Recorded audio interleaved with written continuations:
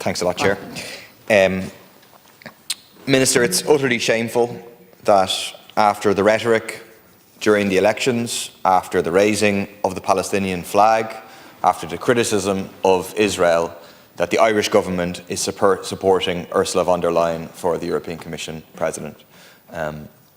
It means that all of that was really for show for the Irish public, because you are willing to criticise but then turn a blind eye to this woman who supports genocide, gave a green light to Israel's genocide on Palestine, and continues to implement policies which sees European taxpayers' money going to the hands of Israeli armaments corporations, and which makes life more difficult for Palestinians. It is shameful that the Irish government supports Ursula von der Leyen.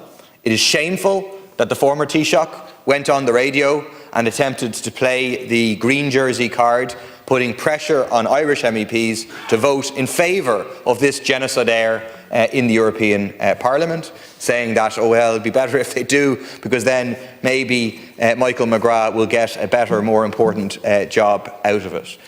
Either genocide and horror at what is happening in Palestine for months and months and months means something, or it's simply for show and for some small element of covering yourselves politically here.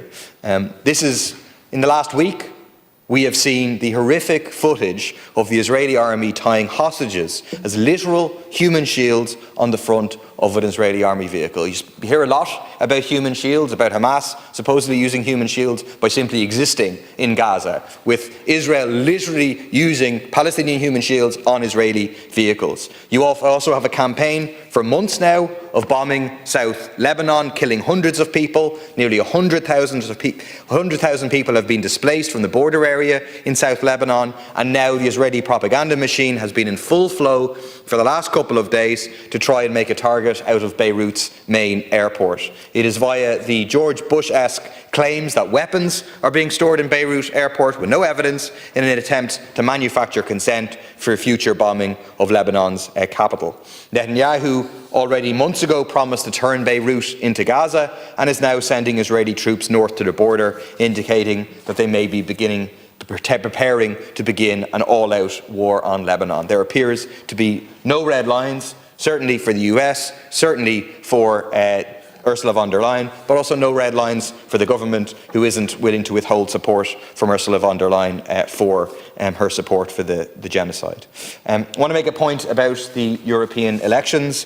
A lot of talk about the centre holding utter nonsense, which attempts to ignore the reality of the rise of the far right. I mean, is it any wonder when the European bureaucracy, European powers, the European Commission is supporting a far-right regime in Israel, that you have the rise of the far-right within the European Union. Right across the European Union, far-right forces now got 20% of the vote, the second most supported force in the European elections, going from, at the turn of the century, barely being able to form a group in the European Parliament, to now having the second most number of MEPs divided between three different groups at this stage, becoming the first force in Italy, France, Hungary, Belgium, Austria and Poland, and the second force in Germany and the Netherlands. It should send alarm bells to all those who defend democratic rights, who defend workers' rights, because that's what the far right are coming for.